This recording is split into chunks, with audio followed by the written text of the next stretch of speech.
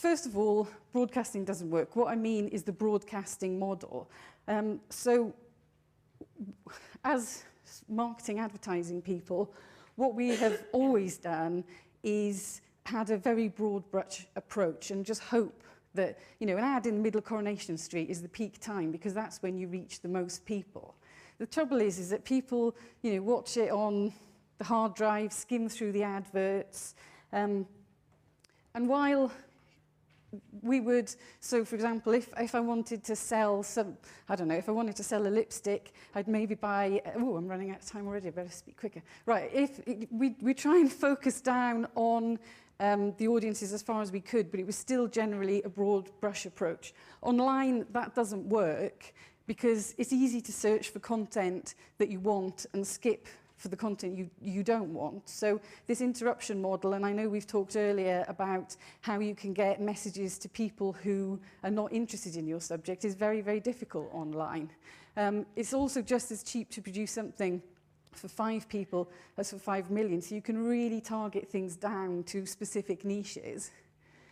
And geography and demographics are not as relevant as interests. So, you know, you don't know how old somebody is or where they live when they're online. So you've got, this is brilliant if you're trying to sell, I don't know, Regency-style doll's house furniture. But if you're trying to interrupt people and to get messages about climate change, it's much, much more difficult. Oops. Social media values are not the same as news values, and this was actually the most shocking thing for me. So I've spent my life trying to do the journalist job. As a press officer, you find the story that the journalists don't have time to find, you write it in a way that the journalists won't have enough time to write it, and you give it to them so that they can publish it straight away, which is kind of what made me laugh when you said that these PR-produced things weren't journalism. Well, sorry, but most of the newspapers today aren't journalism in that case. Online, bloggers are less interested in circulation figures. They do it for their own, you know, their own reasons. So they're interested in things that are really, really interesting. And what they want are thought-leading content, things that surprise them and stimulate them rather than the traditional newsworthy things.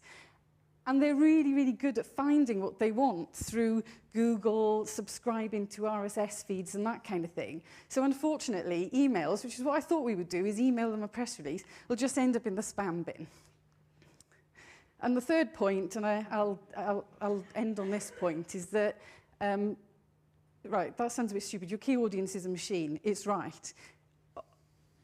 People find you through Google and through searches. So what you need is to write in a way not that catches the blogger's eye, but actually that catches Google's eye. And what they like, it's about code. They're looking for material that's regularly updated, so you're going to get higher up the Google ranking if you regularly update your site. Material that's published in a number of places, so if it's on YouTube as well as Facebook and, you know, wherever you can find it, that's going to push you up the ranking. And whereas in traditional media, we spend all of our time trying to find the right news hook, the right angle that will catch the journalist and the editor's eye, you actually need to be working on keywords that are going to catch the Google search engine's eye. So from this kind of, I think those were slightly surprising things for me. From these three, we've developed a very quick recipe that is sort of 5 points, but I think I'm going to, how much time have I got? Running out of time, which I'm happy to share afterwards with people. And I think public demand, excellent. I'll be quick then, right. So, the recipe, and this is what I'm really keen to get feedback on. The first one is there's riches in niches, so you've got to define who you want to reach, and you have to be really serious about it. It's not good saying the general public, people who don't know about climate change. It's got to be climate change deniers in South Bristol. You've got to stalk your audience, so you need to find out where they go, and what you do is that you use the tools that are online, things like Technorati, which will tell you which blogs are most visited and the highest ranked, things like Google AdWords, which will tell you what the most common search terms are so that you can pick the right keywords.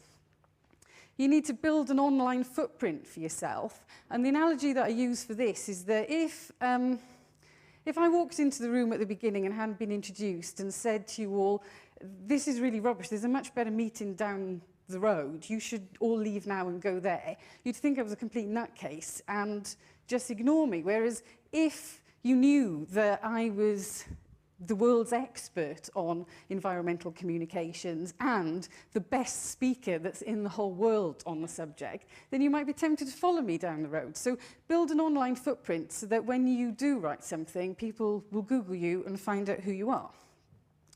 Where's the last? Okay. Build it regularly and they'll come because of search engines. So this one was a bit surprising for me, is that I've always thought that sticking stuff on my website was a kind of vanity exercise and for the purpose of archiving things for myself. But actually, it does help establish your profile because people will find you on Google. It also helps you build a following and people will ask to be updated in the future, particularly if you've got widgets like RSS feeds. And it helps you attract blog and media coverage elsewhere because journalists look on blogs and they search the web for stories as well as empty their inbox.